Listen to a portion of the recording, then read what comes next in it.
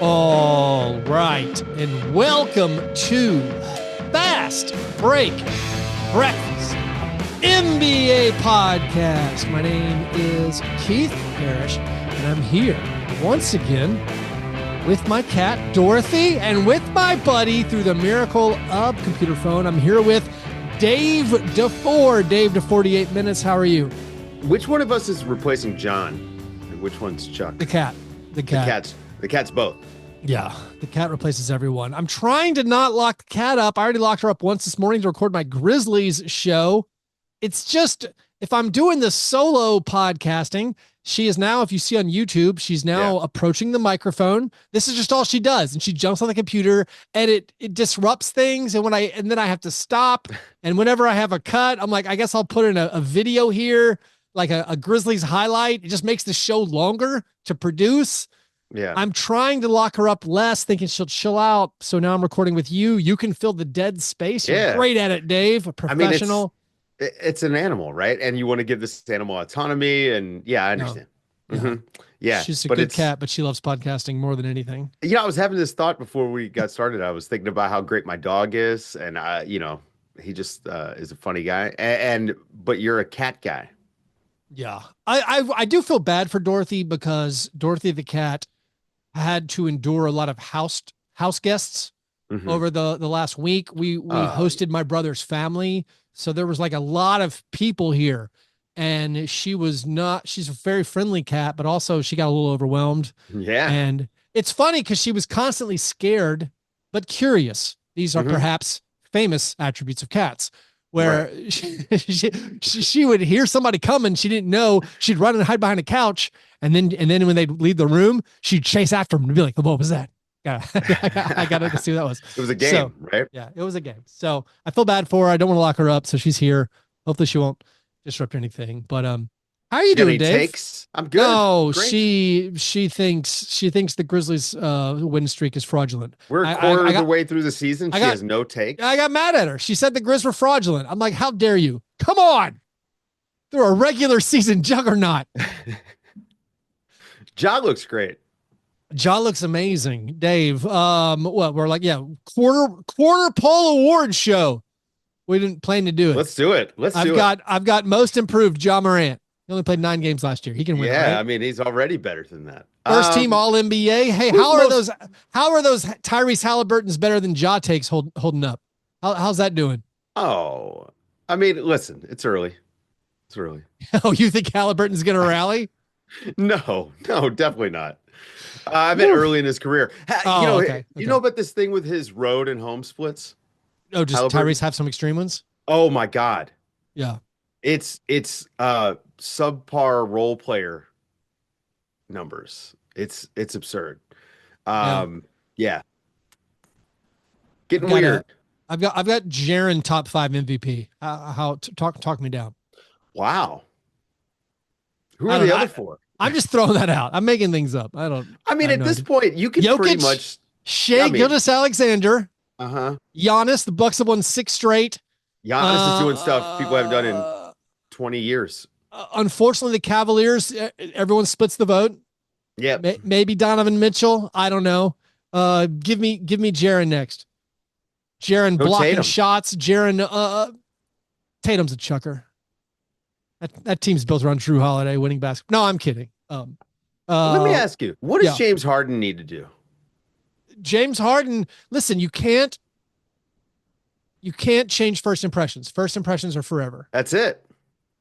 And James Harden, was this back-to-back games where he had 43 and then on Sunday he had like 37 or something? I can't remember. Or something like that. I don't know if those were back-to-back. Like James Harden is incredible. Listen, he plays West Coast basketball after the New York Times writers have all gone to bed.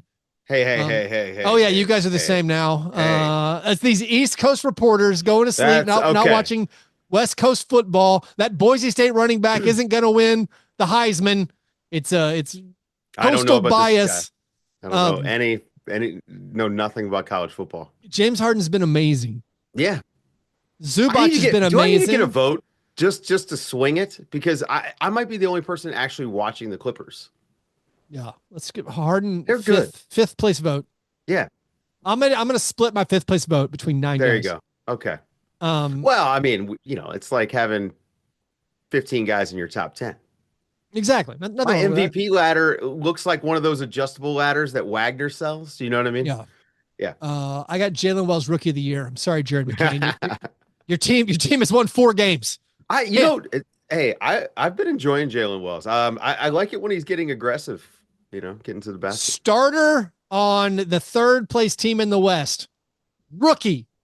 Absolute. Yeah. Easy. How's the Easy. TikTok game? I have no idea. Good. Oh, all right. This is too much Grizzlies talk before breakfast. It's Too too much much. NBA talk. Too much basketball talk. Dave, it's hoodie season. You and I both wearing It hoodies. is. Now it feels like oatmeal season. Are you still doing the oatmeal? Of course I am. Yeah. Okay. This time with more pumpkin. No, no, no. Same amount of pumpkin. You know, I good had a stuff. little. I had a little pumpkin for my breakfast. Ooh. Pumpkin pie. Pumpkin cheesecake. Ooh. Leftover pumpkin Oh. cheesecake. If it had been pumpkin pie, I will tell you, I have a part of a sweet potato pie Yeah. in the fridge. And I thought to myself, man, I could do the most Keith thing imaginable Yeah. and eat a slice of sweet potato pie for breakfast. But I think could it's not a bring great myself to, breakfast. couldn't It's bring myself to sweet do it. potato pie. It's basically a vegetable. I actually thought about scooping out the sweet potato pie filling and mixing that into my oatmeal. And Oh I feel like yes, that would have actually crushed, but that would have been amazing. feels like a lot of sugar, Keith. Well, I mean, it's Thanksgiving aftermath. Still doing the leftovers. I believe the FDA recommends not eating their leftovers anymore. It's Yeah, now I don't know what is the statute of limitations on pie though? Like pie feels like it's in a different category. It's not like that's how I feel. I like for me like turkey, don't eat it the next day. Yeah, yeah. Well, I mean, turkey. I didn't eat it I this year I at truly all. think we're recording on Monday, December 2nd. Don't eat your turkey. Don't eat your turkey. Get that turkey out of there. Your turkey needs Throw to it be gone. away. Yeah. That turkey should have been stock and soup on Friday. Sandwiches on Friday, stock and stuffing. soup Saturday. Nothing goes bad in stuffing, does it? I mean, as long as it's not actually stuffing, as long as it's pan dressing.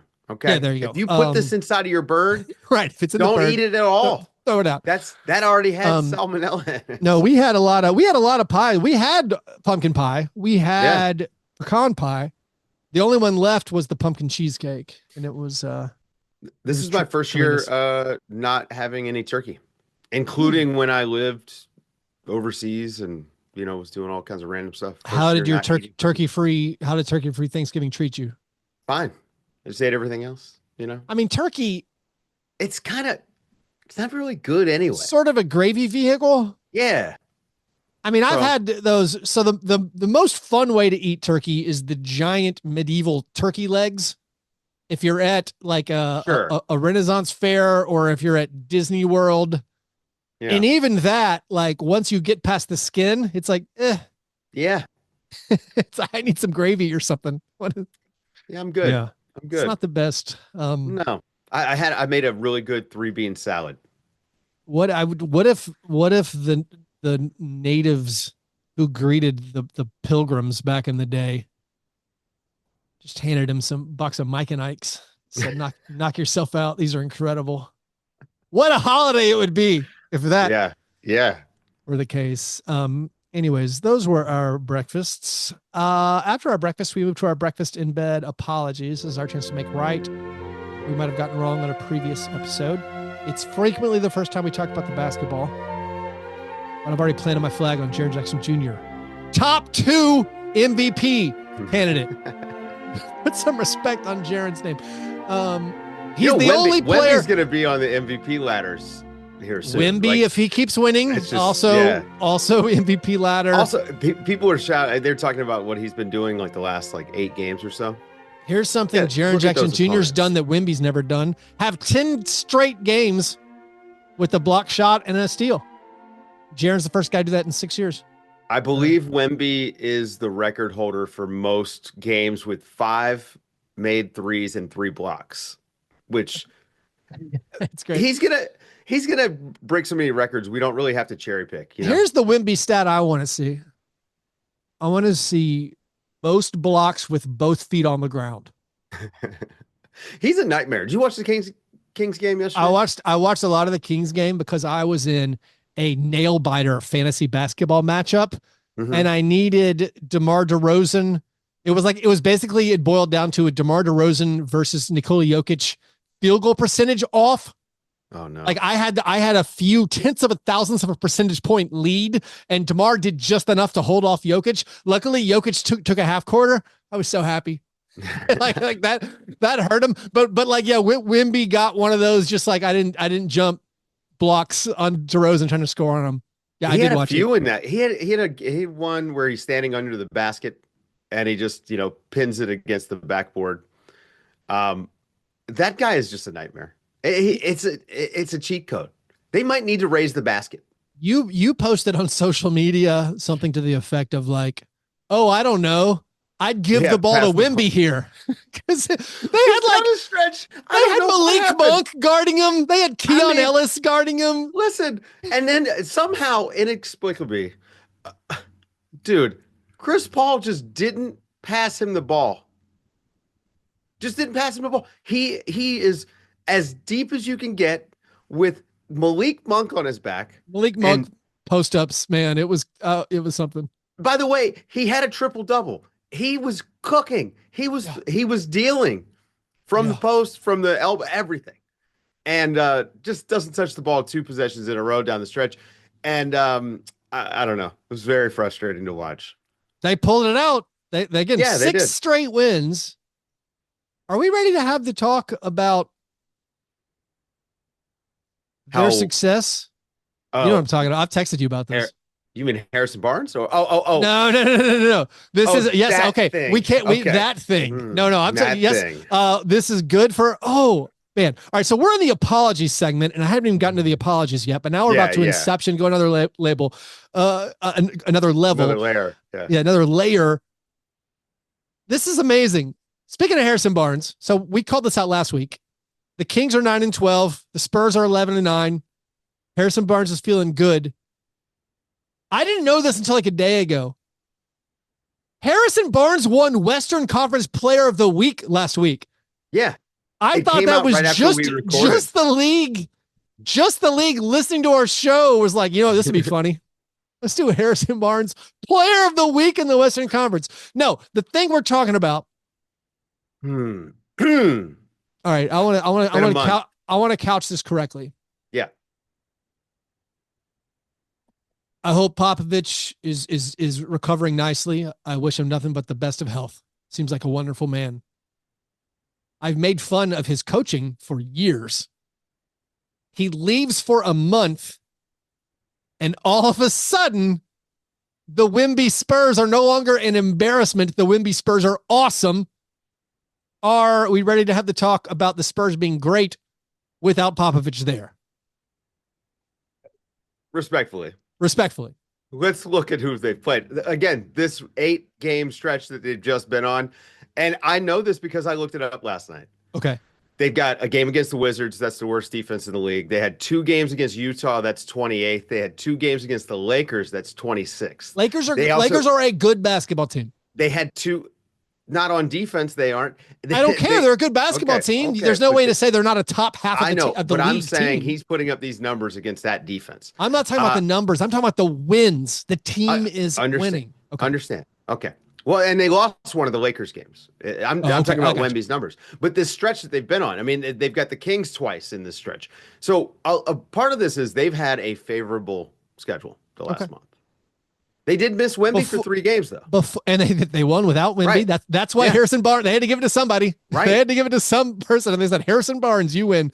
Yeah. I mean, the Kings, you could say semantics. The Kings are a bad team because they're 9-12. But before the season, I expected the Kings to be much better than the Spurs. And I think consensus was people thought the Kings would be better than the Spurs. The Spurs beating the Kings, I think that's news. That's beating competitive teams. I'm impressed by the Spurs. Yeah. Impressed by Mitch Johnson. Now let me apologize. My breakfast in bed apology. Couple things we should make right. First of all, that quote where I attribute it to J.R. Smith. Like if I'd rather be 0 for 30 than 0 for 9. Yeah. because if I'm 0 for 9, that means I lost my confidence. That's Dion Waiters. Dion Waiters. Yeah, Dion Waiters. That's my bad. I was referring to LaMelo Ball, who in his 50-point game, he started that game 3 for 13. He shot through it.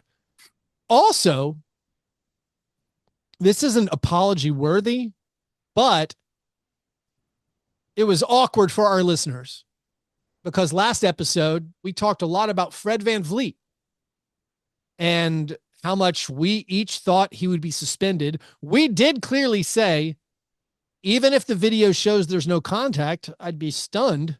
Yeah. If he doesn't get suspended for sticking his finger threateningly in a ref's face, being so close that the guy had to snap his head backwards. So we got done with the show, I don't know, like 10 a.m. Central, 11 a.m. Central. I had to go to work. I didn't get it posted with the bells and whistles until like 3 hours later. The lack of suspension dropped immediately, like right when we got done, much like the Harrison Barnes Player of the Week in the Western Conference Award dropped right after we got done. This felt like it also was in reaction to our show. But Fred VanVleet got the same $50,000 fine that Kelly Oubre got for cussing at all the refs one by one a year ago. It's not apology worthy, but it was notable. And I am agog that that Adam Silver did not back the blue here. You're so upset you broke out a medieval word. I mean, like, come on. Agog. I don't know how.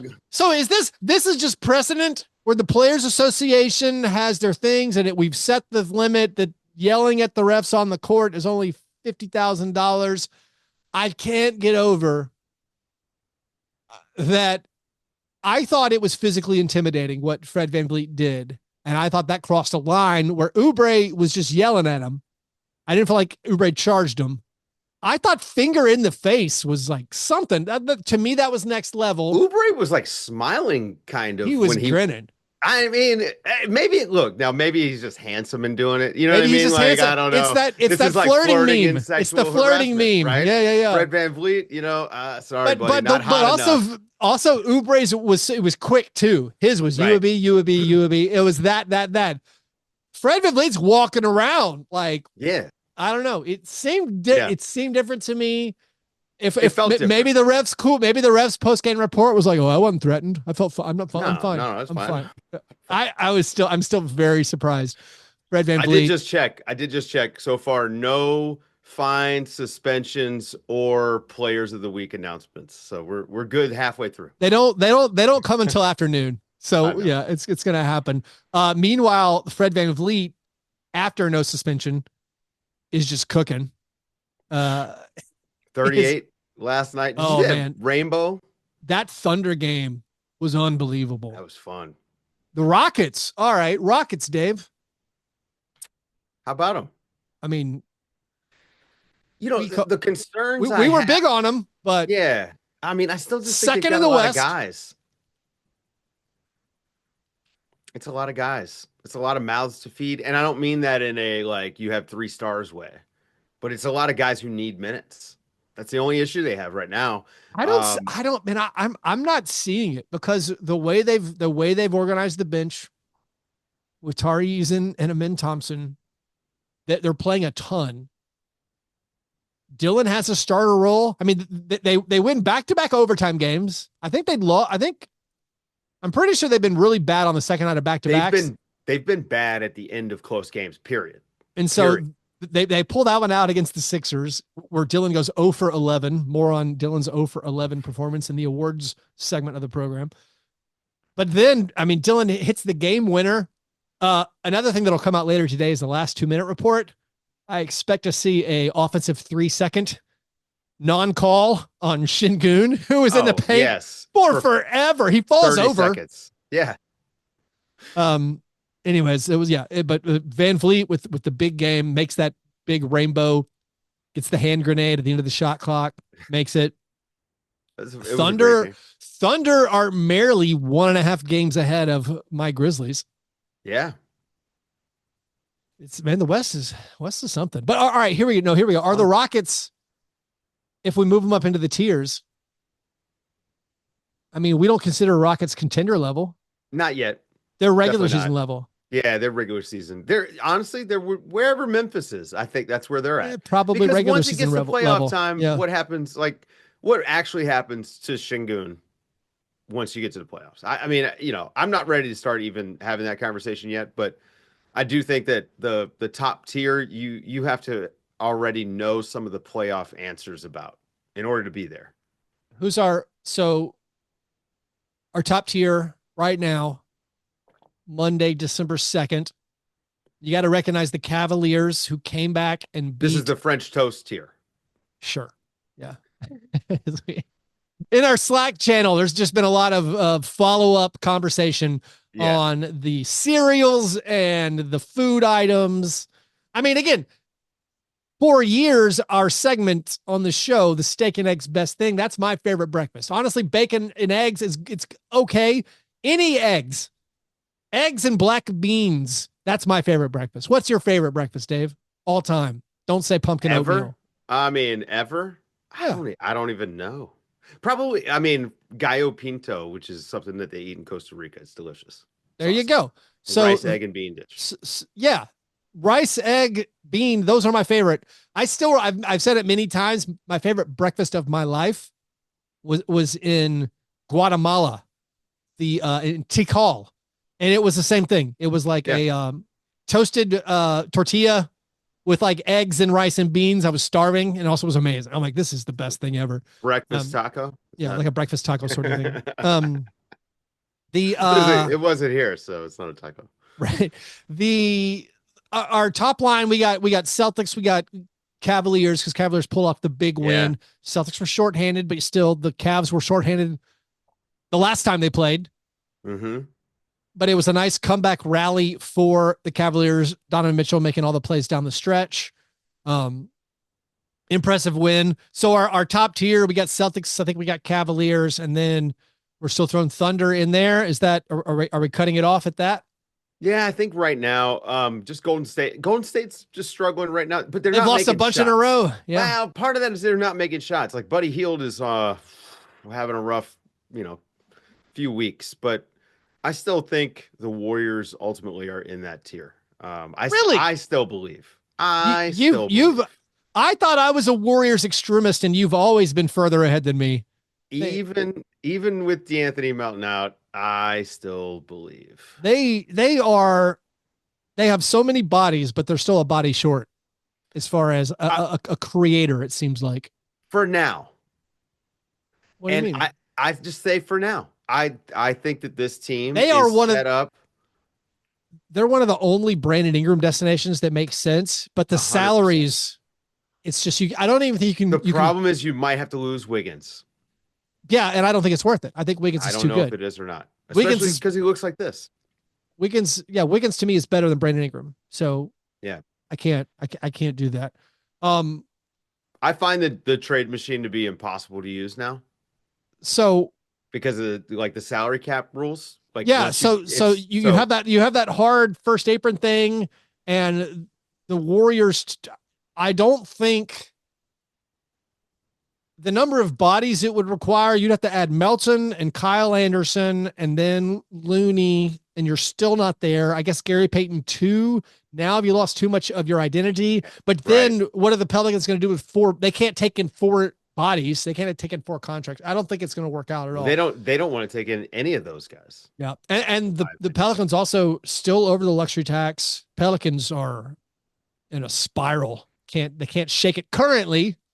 How many teams that aren't tanking, right? The outright tankers that we know, do you think just should go ahead and do it? Just you know what? Pull the plug. I think aggressively, I've got three. Sixers makes so much sense. Yeah. Pelicans make sense because of, when are they ever going to be healthy? And the Kings. Oh, the Kings. Kings stink, man. They're bad. And they're so, their pick is going to go out this year unless they're, in the bottom 12. What is this team going to do anything? I don't know. I feel like they need to blow it up. No, they made a huge mistake. I am offended with my sports god belief that the point is to compete. And I feel like the Kings right now I don't even think they're in the same tier as some of these teams they're around. Like, I think they're suffering from the Western Conference right now, and I expect them to win more games coming up. Right now, their opponent 3-point percentage, last I checked, was very high, and their own 3-point percentage, it's low, but it's low because, one, because they got DeMar DeRozan. It's also low. Kevin Huerter's been in and out of the lineup. Keegan Murray's been bad. I think the Kings, I think you should compete because the point is to compete, and they can still make the play in. Absolutely. It wouldn't be shocking in the least. It wouldn't be shocking if they won. They're 9-12 right now. If they finish the year, I don't know, with 45 wins, I'm not going to be stunned in the least. Keith, who's getting De'Aaron Fox? No way. Here's the fun thing, though, Dave. If you, let's say an NBA podcaster ran every one of these teams, and they're all like, let's go get Cooper Flag. Yeah. The fun part is several teams would get screwed because these assumed tanking teams, like the Trailblazers, like the Pistons, like the Hornets, like the Wizards, a lot of those have like top 10, top 12 protections on their pick. If everyone does it, Dave, you're going to have a problem. It's going to be chaos. That's the fun part so the Sixers, theirs is weird because the Sixers are 4-14. Mm-hmm. And you could absolutely talk yourself into it, especially the franchise that started the whole process idea to say, listen, Embiid isn't going to be healthy this year. We already maybe got extremely lucky with the Jared McCain pick. Mm-hmm. Let's shut it down. Let's recompete for next year with Maxey. Let's take it easy on Paul George. We'll have Maxey. We'll have Paul George. We'll have Embiid. We'll have Jared McCain. And also imagine if we got Cooper Flag. It makes sense. But the Sixers pick is just top 6 protected, meaning they would have to finish with one of the 2 worst records to guarantee they kept their pick. And finishing with one of the 2 worst records in a world where the no-win November Washington Wizards exist. So I don't think the Sixers can do it because you're talking about you could tank. You could win 20 games this year and then hand over the 7th or 8th pick to somebody because of the flattened lottery odds. So I don't think the Sixers have the option. You can't. Can you throw a year away? And I always go back to that, Dave. Like, it's a literal year of the players' careers, of the fan bases of their lives. Can you throw a year away for a coin flip on keeping your pick? We've seen teams do it, but that'd be tough. The Jazz are going to be there. The Pelicans one is harder because they have talent up and down that roster, and the guys haven't been available. Even if you don't include Zion in the conversation, everybody else has been hurt too. No, I know. Although Brandon Ingram's situation, I know that the league fined the Hawks for breaking the player participation policy. An independent doctor decided Trae Young was healthy enough to play. Are they going to do that for Brandon Ingram? Was this like a Zoom teleconference call that Trae was on? How does this work? I don't know how it works. How do you have what does the NBA fly in with a? It's like a. Is this not a HIPAA violation? That's what I'm trying to figure out. If the team, I don't know. The Pelicans. I think cup games mean more. You think Trae Young doesn't want to be out there? Probably just a cup game. Listen, the Hawks are the only team in the East to advance to the knockout rounds so far. I am so giddy for Cup Tuesday. Oh man, so many. You really ought to come to Vegas for the final, man. I would love to. The Pistons, they're undefeated. They win, they're in. I think the Bucks are also undefeated. Big, huge game. The Magic can win it in. Big East Group B, classic East Group B matchup.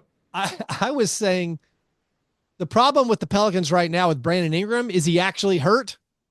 Like with the situation, with him playing on an expiring salary and him knowing they're trying to deal him, he's not going to play if he's banged up, if he's sore. No. Yeah. I can't believe you want every team to tank, Dave. I feel betrayed. I don't want every team to tank. I don't want anyone to tank. I would love it if everyone was in the lottery, Keith. Let's have real chaos. What? Why not the Nuggets? They're 10-8, Dave. Well, because they have Jokic. If the season ended right now, the Nuggets are in the lottery. Let's give Jokic some help. Kings stink. Let's get him Ace Bailey. Let's get him Cooper Flagg. Jokic could win a title by himself. I need my Nuggets fans also to do some research. Oh no. When I saw it, what? Don't do your own research. Just do some basketball. Go to Basketball Reference. This is not Michael Porter Jr. Do your own research. Podcast. Yeah. Aaron Gordon was doubtful for the game on Sunday, and I was pretty sure he would play. Yeah. I think Aaron Gordon's doubtfuls are always he plays. That feels like a betrayal to the gamblers out there. He's not actually doubtful. They knew he was going to play when they listed him as doubtful on Sunday. That's not doubtful. I feel like this has happened before. That's all. Mm-hmm. No, I have a single stat, and then we'll take a break. I have a single stat about my Houston Rockets that I wanted to share. Right now, Dave, there are 682 three-man lineup combinations that have played at least 100 minutes together. The one that has the best defensive rating by a mile, it's Dylan Brooks, Alperen Şengün, and Amin Thompson. Do you want to guess what their defensive rating is? This is in 151 minutes together. Mid-80s. Yeah, 82. Wow. That's incredible. The league average defense right now in the NBA, league average defense is 113. They have an 82 defensive rating when those three guys are on the court. It's too much offense. It's stunning. I'm having a moment here, Keith. The 100-point game, it matters. I don't know. Let's talk about that after this short break. Dave, you're bothered by the scoring? I don't like it. Let's get into this. Well, also, I mean, look, I hate free throws. We know that. Think about this. Scoring title, right? Why do we include free throws in that? This was your hot take last week. Yeah.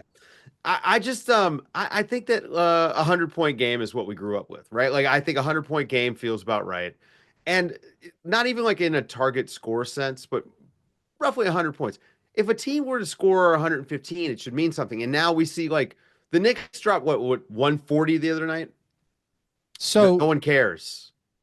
I think 120 is the new 100. Yeah.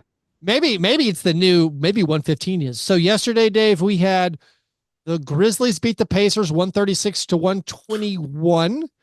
We had the Spurs beat the Kings 127-125. We had the Mavericks beat the Trailblazers 137-131. We had the Nuggets lose to the Clippers 126-122. That's, what was that? 5 games?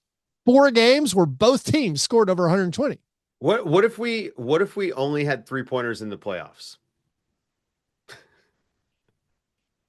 I mean, it's honestly, it's a lack of defense. It's not really about the offense. It's the lack of defense. What's wrong with only having 3-pointers in the fourth quarter? It would be weird.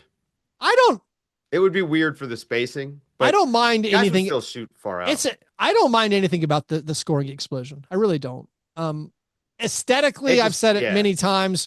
I don't like it when teams take half of their shots as 3-pointers. Aesthetically, I don't find it pleasing, but I got no issue with the high scoring. The pace is just up, and eventually probably the pendulum might swing another way. We're not totally sure. I mean, maybe they changed the rules to somewhat allow the defense to play defense. Well, if we were just getting the officiating we got down the stretch last year, yeah, the but I scoring would don't. come into control. I'm not bothered at all by the scoring right now. The other team who has a bunch of 3-man lineup combinations with elite defense, the second place lineup with a 89 defensive rating, it's the Orlando Magic. The Orlando Magic somehow unstoppable without Paolo Banchero. And I know we pointed out that their schedule early on was helped by a bunch of home games, but now they've gone on the road. They're still winning. Yeah. Franz Wagner, I mean, he did have to grind out his points over a short-handed Nets squad. Had a very bad shooting percentage in this game, but like Wagner's been killing it. This team, last I checked, was last in the NBA in 3-point percentage. And yet, what are they, 15-7? Yeah, third in the East. Yeah. What do you make of what the Magic have been able to accomplish so far this year? If you would have told me they would be third in the East after a month without Paolo or whatever it's been, I would have thought, okay, well, Franz is back, right? Like, oh, Franz not only found his jump shot, which he did, right? It seems like he's fixed that issue that he had, but also maybe he took a leap, and that, I mean, we'll see, because it's not been that long, but it looks like he has. Jalen Suggs looks great. I mean, that whole team is I mean, their defense kind of starts everything. And I think when you've got a young team that defends like that, and with the intensity that they play with for a full game, they create a lot of opportunities for themselves. So this is a super important stretch for them, I think, come playoff time. This now gives me a little bit of confidence they can win a playoff series. When Paolo is taken away as the primary option, when they're throwing the doubles at him, well, now you got Franz. So now you got two guys you got to worry about. It's crazy for them. So if you had told me the thing you just set up, they'd be third in the East a month into the season without Paolo Banchero, I would have asked if there had been another pandemic. Like, I feel like, I mean, admittedly, I was lower on them than a lot of people coming into the year, but I do feel like the general thought about this team, even among Magic writers, was if this team is going to take another leap, if this team is going to be offensively good enough to get where we want to go, we need Paolo to step it up as a playmaker, as a shooter, as everything.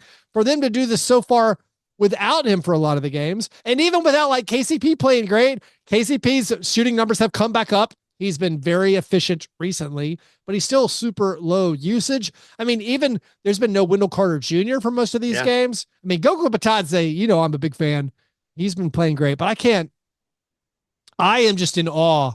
I mean, of that team of Franz, and maybe he can win most improved player over Santi Aldama. I'm not sure.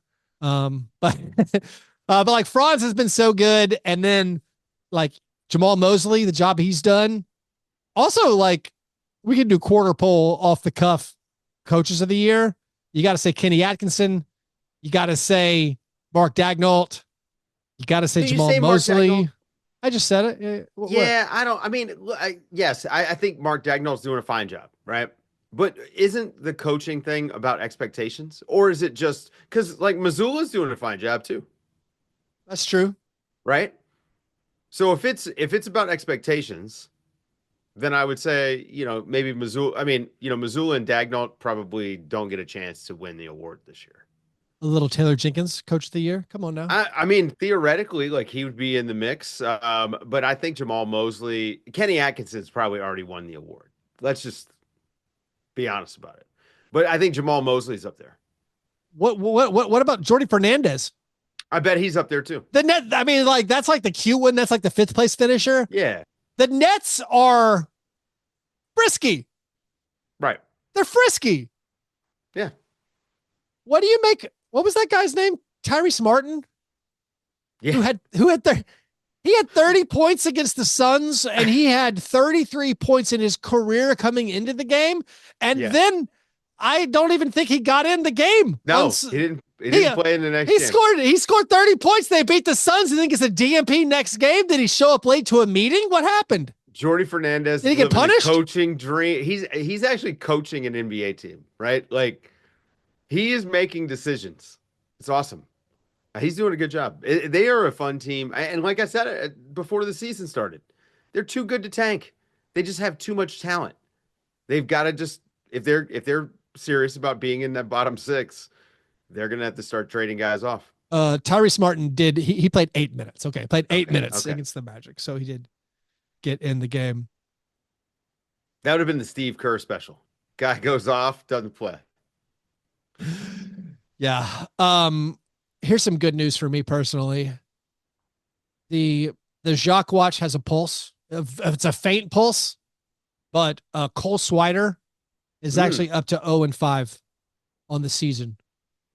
So long ways to go. It's not a Jacques watch until you hit 0-10 to start the season, but we had nobody. Now Cole Swider, I'm looking at you at 0-5. Dave, let's now answer a couple of listener submitted questions. Let's do it. This is the croissant. Any questions? Questioner. Yes. Are you going to finish that croissant? Caleb McNeese asks, Knock yourself out. can you come up with the NBA equivalent of a snow game in the NFL? I mean, anytime they have the court over the ice, right? Guys are slipping. That's fair. You remember was it the bubble where they had the stickers on the court? I know that FIBA has a hard time with stickers on the court. They're very slippery. Like the World Cup had this issue. But anytime there's some sort of moisture problem in the gym, that's the snow game for basketball. I mean, as far as the actual joy of watching a snow game on TV, I thought long and hard about this. No, you can't. There's nothing the NBA.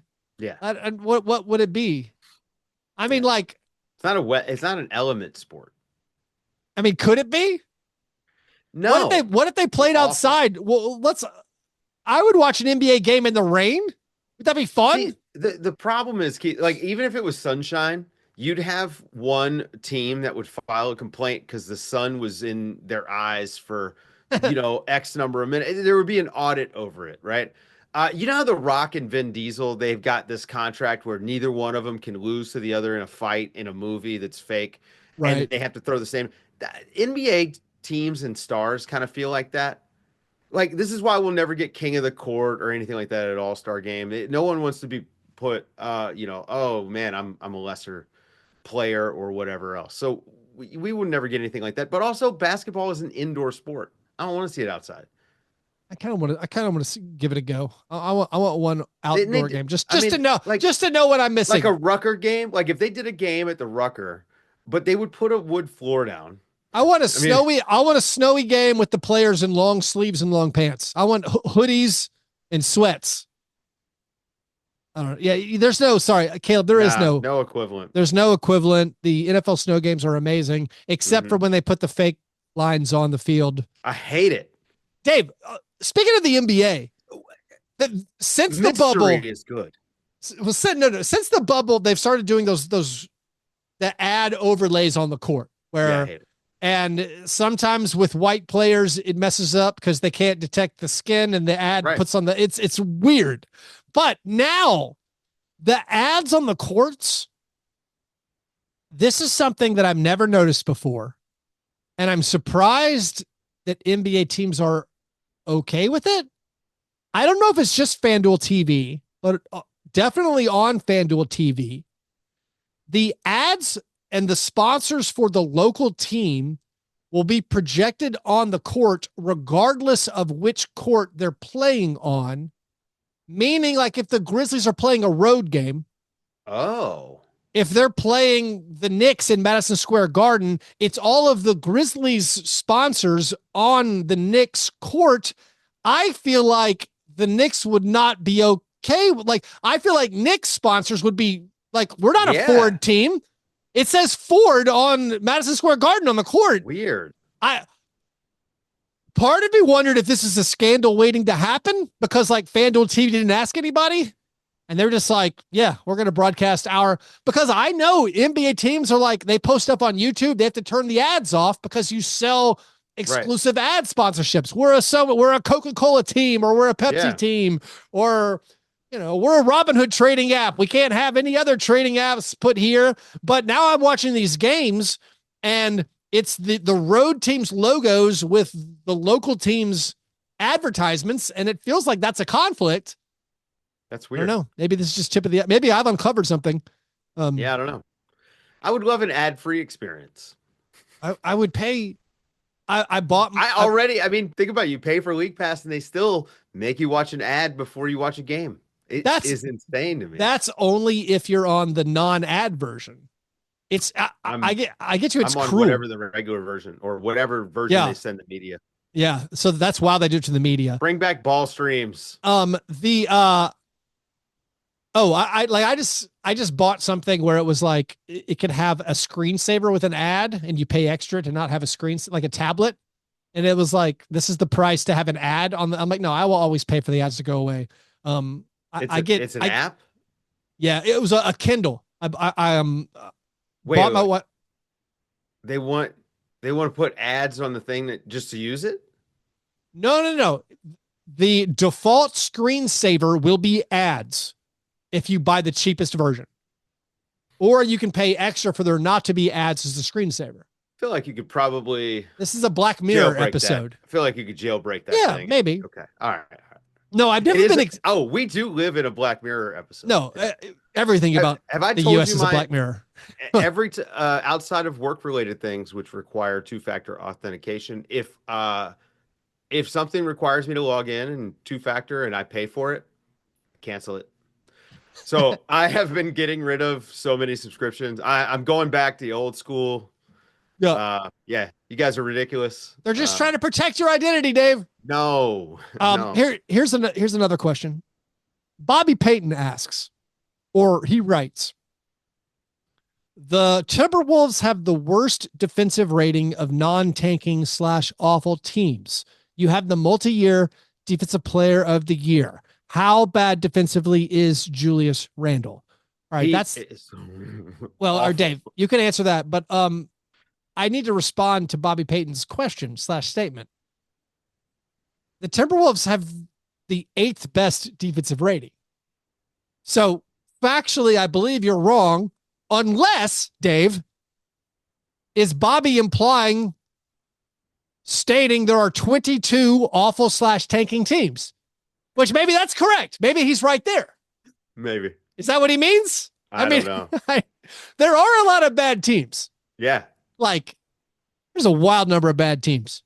Actually, there's not a lot of good teams is really what it is. So, like, if you're calling the Kings bad and the Pacers bad, and by record they are, I thought they'd be good. Then it's like, where does the slippery slope stop? I'm like, the Bucks, all right, you've won a bunch of games in a row, but every time you play stinks. But then I'm a Grizzlies fan, and my team is blowing everyone out. But also every time we blow out, I'm like, this team stinks. If every team stinks, is anyone good? Right. That was the question where I'm like, maybe the Grizzlies are the 7th or 8th best team in the NBA because everyone else is just bad. So I don't know. Maybe Bobby's onto something. Maybe. But also the Timberwolves have won because of the schedule. They've only played, I think, 5 games in the last 2 weeks. They've only won 1 time. Yeah. In the last Julius 2 weeks. Randle is awful. And he doesn't even try on defense often. If you don't try on defense, then your team is 8th in defensive rating and you're a starter, I feel like you're doing fine. Good for you, man. That seems Gobert has actually been really good. Yeah. Yeah, like that's another team. I don't know how to how do you judge that team? They got an unprotected pick. They can't take. They can't take. Nope. The season ends today. Yeah. Oh, I guess they're playing. Sorry. The Nuggets and just get this right? Yeah, Nuggets and Timberwolves are playing at least, but not on my list. Playing with fire right there. Are they not? I've got them 9-10, sitting at 11th, right behind the Spurs. Oh, there we go. All right, good. You gotta refresh that tab, Keith. Gotta refresh that tab. All right. Keep that NBA standing tab on me. Anyways, thanks for the question, Bobby. Thanks for the question, Caleb. If you guys out there want your question answered on air, if you want access to the bonus episode that I released over the weekend, an episode where I gave thanks. I gave reasons that every fan base could be thankful, except for a couple I really struggled on. Can't remember. Maybe it was the Bulls. Oh, Lonzo play. I said that. Lonzo's playing. Just be happy. Vucci Main and Zach LaVine are playing well. But if you want Bulls are fun. If you want to get access to bonus content and you want to join the listener Slack, all of that, patreon.com/Fastbreak Breakfast. All right, Dave, it is now time for the awards segment of the program. The International Stackhouse of Pancakes Award, given each week to the worst performance in a box score. We have a few honorable mentions. Tejan Salon, 0 for 8. OG Anunoby, 3 for 15. Franz Wagner, 4 for 17. Now it's time for the nominees. And we have 4 nominees this week. A little bit different, but I didn't know who to leave out. Here they are as they occurred chronologically through the last week. Actually, no. Here they are based on order of drama. I'm trying to read them in the most interesting order. First off, we have Anthony Simons, 2 for 14 in a loss to the Grizzlies. He finished with 5 points, 4 rebounds, 4 assists, 2 steals, and 5 fouls. Next up, Dylan Brooks, the aforementioned 0 for 11 game in an overtime win against the 76ers. Dylan Brooks, 0 for 11, 0 points, making it a pure, ethical 0 for 11. I like it when you don't score with your 0 for 11s. So 0 for 11, 0 points, 1 rebound, 4 assists, 2 blocks, 2 turnovers, 3 personal fouls. Next up, Donovan Mitchell, 12 points, in a loss to the Hawks. He was 5 for 23. Impressive volume. 5 for 23. 12 points, 11 rebounds, 6 assists, 2 steals, 2 turnovers, 3 personal fouls. And now, Dave, a very special, very rare box score from LaMelo Ball. Are you ready for this? Yes. Okay. Wanted to make sure. You've been quiet for a while. This LaMelo Ball game. All right. Normally, we think about terrible field goal percentage. That's mainly what the International Stackhouse of Pancakes is. If you go 2 for 14, if you go 0 for 11, normally a shoe-in. That's what we love. We love the high field goal attempt numbers. 2 for 18, 3 for 18, tiebreaker normally goes to the higher number. Yeah. This maybe not a horrible game. I mean, after all, LaMelo scores 32 points and has 10 rebounds and 7 assists. But maybe when we think about the roots of the name of the award, the Stackhouse of Pancakes Award, LaMelo Ball has been scoring a lot and shooting a lot. In this close loss to the Miami Heat, LaMelo was 11 for 35. Incredible. That's just a number you don't see. 11 for 35. Like, this is stuff that, like, Kobe didn't even pull this off as much. I mean, I'm looking for the Kobe numbers to compare this to. LaMelo Ball has played like 2 or 3 games less than most of the other guys at the top of the leaderboard. And he has 23 more shots. Yeah. Than De'Aaron Fox, who's number 2. He's been getting them up. Yes, 32 points. Yes, 10 rebounds. Yes, 7 assists. Also 7 turnovers, 3 personal fouls. If you just do his box plus minus, not that bad. If you do his basketball reference game score, not that bad. But the 11 for 35 is so rare. I feel like he gets it. I feel like it's his award this week. Maybe the first ever 30-point, 10 rebound International Stackhouse of Pancakes award. That's an impressive game. So here's what I wanted to know. Since the 3-point era, which is the last 45 years, which players have taken 35 or more shots like LaMelo did in this game and made fewer than 11 of them? I'll tell you, just one player. John Starks. Wow. In a 3 overtime game, in a 3 overtime 2-point loss to the Magic. How many points do you think each team scored in this game? What was the winning team's total? 3 overtime game in 1993. 109, 107. It was 102-100. It took Those were the days, Keith. What year is this? What year is this? 1993. You say those were the days. The ball was horrible back then. I'm almost certain. Okay, no. Style of play. No, I'm not into that. But the aesthetics of the 100-point game. Okay, so in the last 45 years, the only player to attempt 35 field goals in a game and make fewer than 11 is John Starks. The only players to attempt 35 field goals in a game and to have a worse field goal percentage, John Starks, Rudy Gay, James Harden, Damon Stoudemire. Those guys all had 11 for 37 games. I don't remember this Rudy Gay game. This is a Rudy Gay game. Double overtime. All these are multiple overtime games. LaMelo is the only guy to do this in a regulation game. By the way, you should love the score of the game.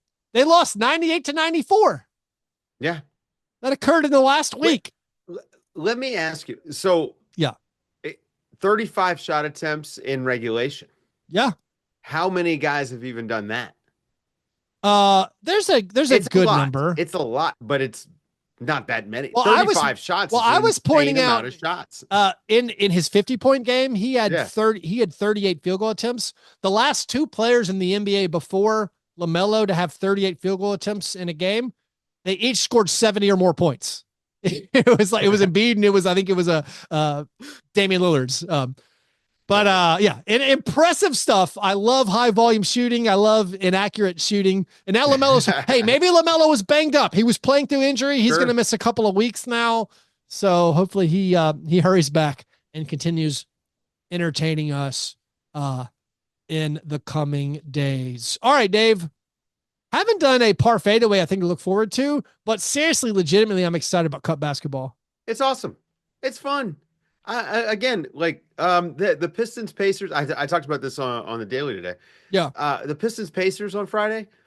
Those guys were trying to run the score up, man, and it had some vibes to it. They were getting chippy. Remember last year with the Bucks and Pacers. Some of this stuff they were getting chippy because the game was competitive, and then the whole ball gate thing happened. But these games, they do matter a little bit more. Yeah. It's great. The Grizzlies, so they play the Mavericks on Tuesday. I mean, that's a good matchup of 2 very hot teams. Grizzlies won 6 in a row. The Mavericks have won 8 of 9. But also the Grizzlies need to beat the Mavericks by 24 to stay alive in the cup, and then hopefully win a couple other tiebreakers. But at the very least, they have to beat the Mavericks by 24. Part of this is because the Grizzlies, when they finally got their first ever cup win on Friday, they weren't paying attention to point differential. Right. They dribbled out the shot clock up like 11. No, you got to go score. Then they turn it over to the Pelicans. The Pelicans come down. CJ McCollum hits a 3, or maybe DeJounte Murray hits a 3-pointer at the buzzer. I'm like, this is point differential. We need these points. I like it that everybody else understands you play to the buzzer in cup games. They should just play to the buzzer anyway. It's sports and life is short. Just play to the buzzer. I saw this. Social media is built to make you angry. And man, this one got me today. Apparently, I don't know, it was Kent State and someone, maybe it was UC Irvine, I think, had a basketball game, and it was a 12-point game at the end. This wasn't a 30-point blowout. And a walk-on got some run, and he pulls up for 3 with like 5 seconds to go. Yeah. The losing coach, a loser, starts yelling at the other coach, the coach that had the walk-on player, right? Like sort of the winning coach. And I've never seen something more lame in my life. All those adults should just be so embarrassed with themselves. To act like shooting a basketball when you're up 12 points, or even if you're up 1,200 points, I don't care. Grow up, wimp. So yeah, I love that they're playing till the buzzer. I like how you punctuate it with name calling. Well, yeah. No, way to be the bigger guy. You're a wimp. If you act like that, you're the smaller person. What? You're a wimp. I don't think there's any more to finish the show. I don't think there's any more tier movement we really need to discuss. The biggest question is for me. I think the Hawks have found their footing in the last few weeks. They were kind of teetering on being bad, but they're in this mediocre fray. The Nets. Well, Trey took a game off, and because he was banged up, and they get unrightfully fined, and then he comes back, and it's like, oh, clearly he needed the time off. Yeah, I think our bad teams, Hornets and Raptors, just comfortably bad. The Jazz comfortably bad. The injured teams are still hard to judge. With the Pelicans, like we talked about, with the Sixers, like we talked about, Wizards bad without honor. Wizards are just disgusting. The rest of this like fray. The Trailblazers. I want to mention the Trailblazers. We thought the Trailblazers were bad. Mm-hmm. The Trailblazers they're definitely bad with honor. Sure. The next question is, do they deserve a bump up? Because the Trailblazers right now, 8-13, not a good record. No. But they've only played 2 games against the East so far. They have 19 Western Conference games. Yeah. Like, there's sort of something. There's life there. I don't know what it is. But like, I feel like, we're thinking about the Pistons being respectable. We're thinking about the Nets being respectable. Meanwhile, if the Trailblazers were in the East, they might have a better record than like the Pacers, And so I don't know. I am making myself aware of the Trailblazers. They're on we'll call it tier watch to maybe raise up a tier. Like, is there something going on there? Well, they're only 500 against the East, though. I know. 1-1. Also the Nets, by the way, the Nets have been killing the West. The Nets are 6-1 against the West, which is really impressive. Meanwhile, in the East, the Knicks have been killing. The Knicks offense is playing really well. So I think they're becoming more what we expected. We already mentioned the Warriors' big slide to fall down beneath the Grizzlies. Your Clippers, maybe they keep winning on Sundays.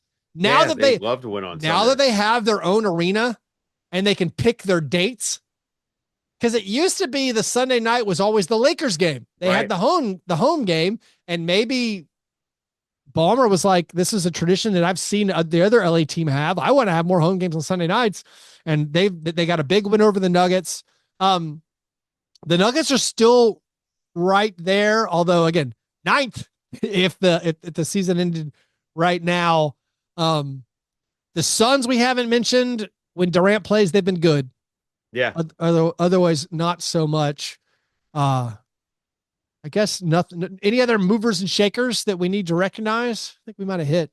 Yeah, no, not really. I mean, I think it's kind of like we're reaching like a little bit of the stabilizing point, at least through the cup games.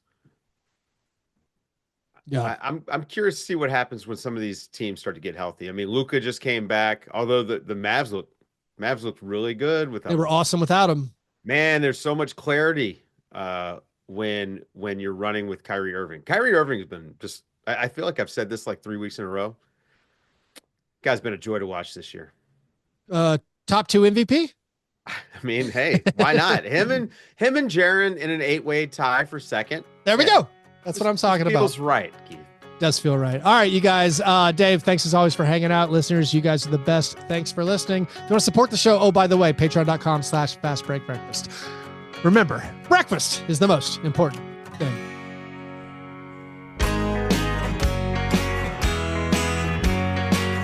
Yeah, never apologize for being G&G. Fastbreak break, man. You understand? I will remember